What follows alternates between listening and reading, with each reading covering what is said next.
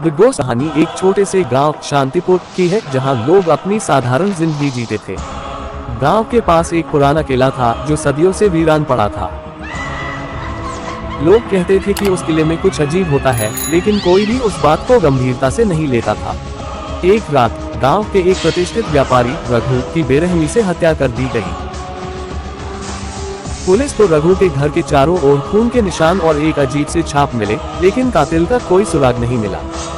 गांव में अफवाह फैल गई कि यह हत्या इंसान ने नहीं, बल्कि कातिल की आत्मा ने की है, जो किले में रहती है। कहा जाता था कि सालों पहले एक निर्दयी हत्यारा उस किले में छिपा था, जिसे कभी पकड़ा नहीं जा सका। उस हत्यारे की आत्मा आज भी उस किले में भटक रही है। रघु की मौत के कुछ दिन बाद गांव में और भी रहस्यमयी घटनाएं होने लगी। लोग रात को अजीब सी चीखें सुनते और कुछ ने दावा किया कि उन्होंने एक काले साए को देखा है, जो किले की ओर भागता था।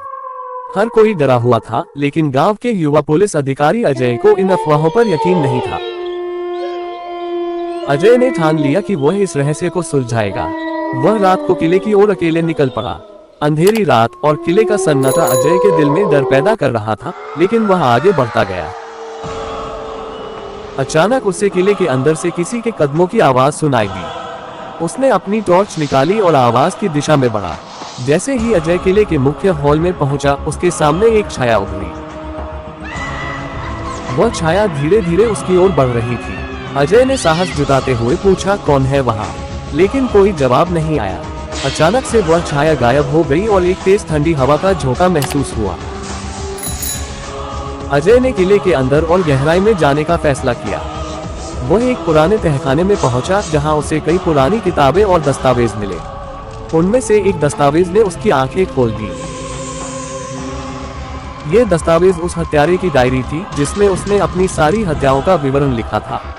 लेकिन सबसे चौंकाने वाली बात यह थी कि डायरी के आखिरी पन्नों में लिखा था, मैं कभी मरा नहीं, मैं हमेशा इस किले में रहूंगा और मेरा काम अधूरा नहीं रहेगा। अचानक अजय को महसूस हुआ कि उसके पीछे कोई खड़ा है। उसने मुड़कर देखा और वही छाया उसके सामने थी। ये छाया अब पूरी तरह से स्पष्ट हो चुकी थी। वह एक व्यक्ति की थी, लेकिन उसका चेहरा डरावना और विकृत था। अजय ने डरते हुए पीछे हटना चाहा, लेकिन उसके पैर जैसे जमीन में जड़ हो गए थे।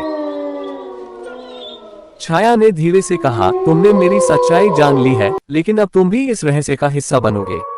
अगले दिन अजय का कोई अता पता नहीं था।